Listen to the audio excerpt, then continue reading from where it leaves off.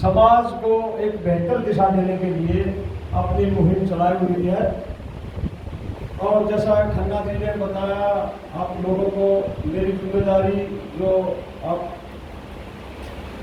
खन्ना जी ने लगाई है, तो मैं आपको बताना चाहता हूँ, हम योगेंद्र जी के साथ क्यों लगे वो मैं एक मिनट में बता देता हूँ। हमने उनमें ईमानदारी की और मेहनत करने की वो क्षमता देखी कि हाँ, कुछ लोग हैं जो इस देश को सही रास्ते पर ले जाना चाहते हैं। उसके लिए उन्होंने एक बात कह रखी है कि भाई, अच्छे कार्य करने के लिए किसी कुर्सी की भी जरूरत नहीं होती। अगर आपकी इच्छा शक्ति, आपकी नीति, आपकी नीयत सही है तो आपके सामने कोई भी कार्य असंभव नहीं है। और हमने कई बार देखा है, जिन संघर्षों में योगेंद्र जी ने अपना योगदान दिया है, वो देश हित में सफल हुए हैं और इसीलिए हम उनके साथ हैं। बात आज 15 अगस्त और अपने उन शहीदों की हो रही है, और शहीदों की जो हंसते हंसते इस देश की आज़ादी के लिए अपना सब कुछ न्यौछावर करके और फांसी पर झूल गए। उनके सपने क्या थे? उन्होंने कभी सोचा भी नहीं था कि जिस देश को हम आज़ाद कराने के लिए सब कुछ, अपना घर बार परिवार त्याग करके जिस लड़ाई में वो कूदे थे, अनेकता में एकता का सपना ही भारत है। और उस भारत में अगर क्षेत्रवाद के नाम पर, जाति के नाम पर, धर्म के नाम पर जो आज हो रहा है, आज हम शर्मसार हैं। दुनिया में हमारे देश का हिस्सा मणिपुर क्या हो रहा है? हम भारत माता की जय बोलते हैं और भारत माता को नग्न अवस्था में उनकी परेड कराई जा रही है। जिन्होंने इस देश पर अपनी कुर्बानी दी, कहते हैं आत्मा तो अमर होती है, तो कहीं ना कहीं तो वो देख रहे होंगे आज क्या स्थिति है। क्या हम गर्व से कह सकते हैं भारत माता की जय?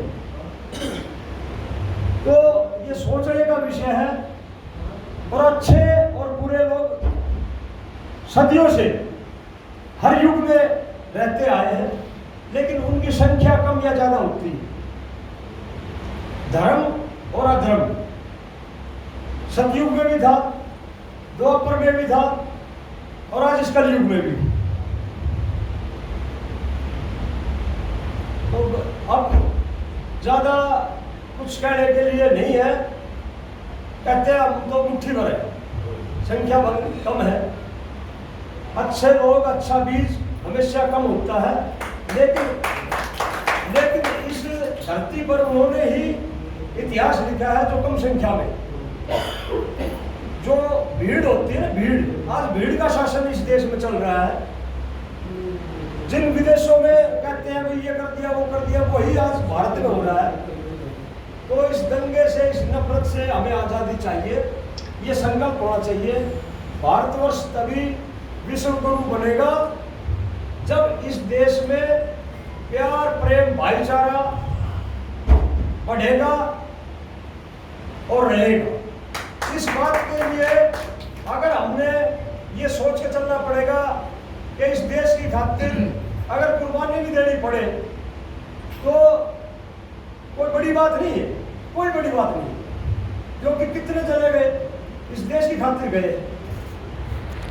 हम भी चले जाएंगे और बगैर कुर्बानी के लिए भी बगैर कुर्बानी के लिए भी जाना है यहाँ से।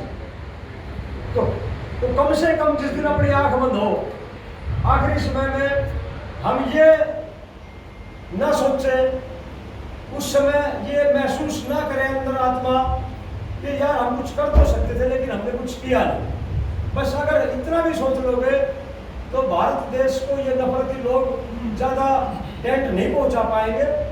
और ये प्यार प्रेम की धरती है, हिंदुस्तान की धरती, यहाँ नफरत हारेगी और मोहब्बत जीतेगी। आप सभी साथियों का धन्यवाद। जो जिम्मेदारी आप